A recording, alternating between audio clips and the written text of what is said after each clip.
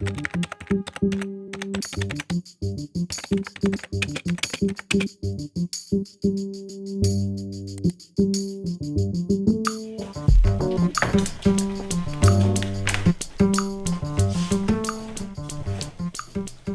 ce qu'on propose, c'est assez simple.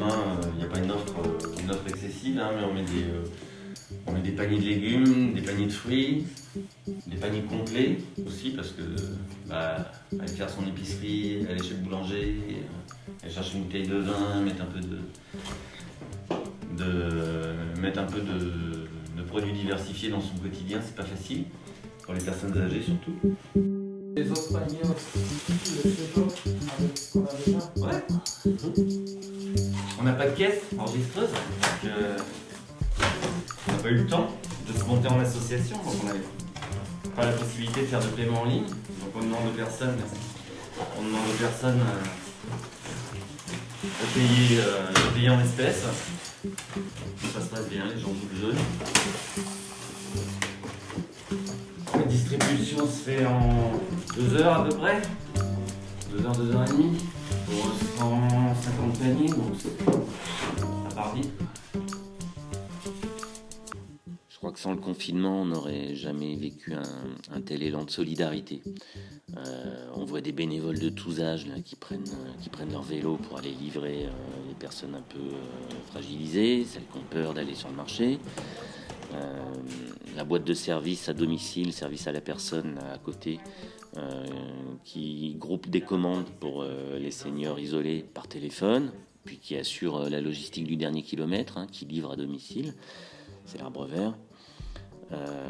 On a les producteurs qui font des dons à destination des familles réfugiées, par exemple, qui habitent dans le village. Là, on cherche un moyen pour distribuer des paniers de fruits au personnel hospitalier et aux personnes alitées. Je remercie et que ça continue peut-être, si ça pouvait continuer. C'est une initiative On a tout ça ici. chouette. Voilà. Ça va, c'est ce confinement obligé qui nous a permis d'abord de vouloir réagir, on ne voulait pas rester à la maison à rien faire, et puis de pouvoir faire mûrir une idée qu'on avait eue de paniers biologiques sur Biofit. Et ce qui est intéressant, c'est qu'il y a vraiment tout un groupe de bénévoles qui s'est retrouvé comme ça spontanément, avec des bénévoles pour faire des livraisons à vélo, des bénévoles pour faire de la mise en panier, des bénévoles pour nous prêter du matériel comme un camion pour qu'on puisse transporter nos cajots. Nous, effectivement, on fait aussi du bénévolat, c'est-à-dire que les tarifs proposés aux utilisateurs sont les prix de facturation des producteurs. On prend une marge au passage. On n'est pas obligé de faire ça, on le fait parce que ça nous plaît, ça va dans le sens de nos valeurs. On pense qu'on ne peut pas continuer à manger des produits industriels qui font des milliers de kilomètres avant d'atterrir dans nos assiettes. Puis il y a aussi le fait que ça fait vivre nos producteurs et ça c'est très important. Nous on va continuer tout simplement parce qu'on constate qu'on parvient à faire évoluer les habitudes de consommation.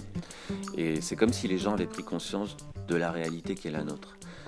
C'est quoi la réalité ? C'est que chacun de nous aujourd'hui a besoin de 4400 mètres carrés de terre cultivable pour se nourrir. Or, la planète ne nous en offre que la moitié.